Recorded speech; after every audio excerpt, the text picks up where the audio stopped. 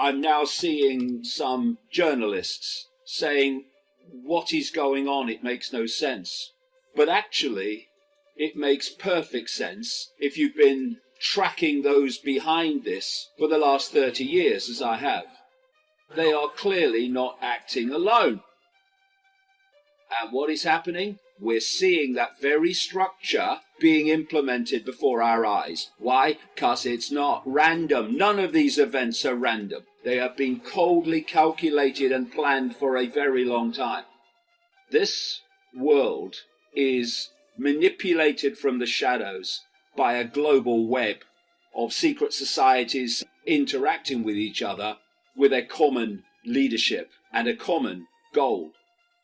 And that goal is the complete subjugation and control 24/7 of the entire global population. And this web, this cult, as I call it, operates like a transnational corporation. It has a headquarters, in its case it's in the shadows, and it has subsidiaries in every country, operate within their sphere of influence, each country. And their job is to impose on their country the centrally dictated global agenda for total human control. So you have the inner circle of the cult at the top of the pyramid. Then you have the military police state imposing the will of the 1%, the cult, upon the rest of the human family all over the world. And that imposition of the tiny few over the very many, it's meant to be imposed control via dependency by the human family upon the 1%. And to achieve that dependency, you have to destroy the independent livelihoods and independent employment of the human population. So they become dependent for survival on the cult-controlled governments. But what's the reason for it? Why are they doing what they're doing? It's to create what I call the Hunger Games society, a global control system that operates within a pyramidal structure. At the top, you've got the inner circle of the cult. Some people call that the 1%. It will do. At the bottom, you have basically the rest of humanity under the control through dependency to survive upon the 1%, the inner circle of the cult. And what is happening? We're seeing that very structure being implemented before our eyes. Why? Because it's not random. None of these events are random. They have been coldly calculated and planned for a very long time. If you are going to create a situation where people are in a situation of dependency to survive upon a tiny few people running through countries and states and governments, their number one necessity, foundation, is to destroy the independent livelihoods of the population through independent businesses and independent employment with those businesses. Because while that independent source of income exists, the few are not going to control the many by dependency. It's to destroy all independent livelihoods and independent employment to make the mass of the world population dependent for survival on the few that control governments. So, what the hell do we do about this? Well, you can try to find a solution to a problem, usually leads to more problems, or we can remove the cause of the problem. And the cause of the problem, what has created all this, is humanity's acquiescence with its own enslavement. Humanity's lack of a backbone to stand up and say no, not having it. Fascists do not impose fascism. There's not enough of them.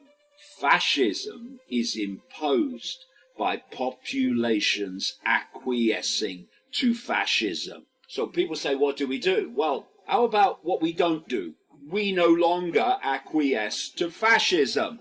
And that takes courage, it takes backbone, and it takes unquenchable determination. And we, human family, need that now until it is a tidal wave. There is nothing more important than looking this in the eye and saying, no, not having it. Nothing more important. Oh, what about the kids? Well, okay.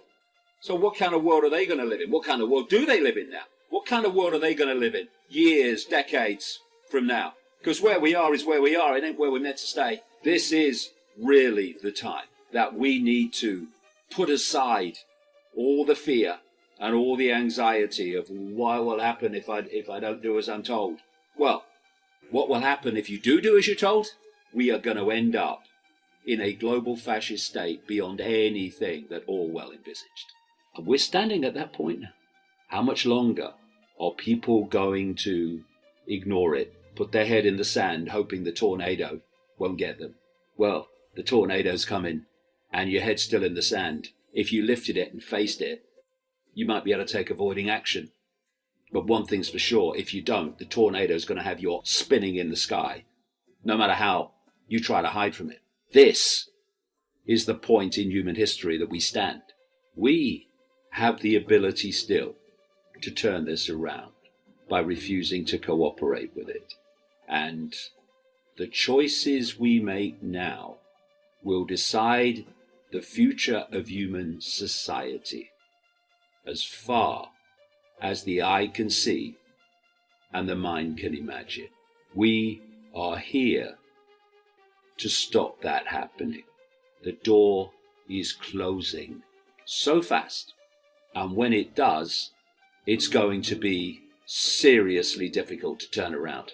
But there is a way that we can turn this around, but it's going to take total focus, a backbone of steel, and a refusal under any circumstances to cooperate in any way, shape, or form with our own enslavement. It is to put aside religious differences, racial differences, sexuality differences, they're all illusions anyway, and come together as one human family in mutual support to en masse refuse to acquiesce with not only our enslavement, but the even greater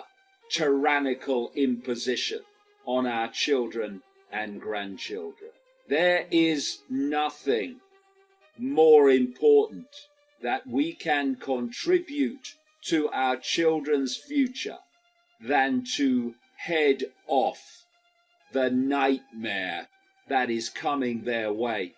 Let us put aside all the fake fault lines that divide us and come together in unified focus and determination by refusing to cooperate with government impositions. Make those impositions impossible. There are closing in on 8 billion people in this world. You would get them in a single room. That alone shows that we can bring an end to this, but only if we refuse to be divided and ruled down these fault lines of ludicrous, irrelevant, childlike division, and come together in mutual support to focus on what is being planned, indeed is now unfolding by the day, to destroy what's left of human freedom.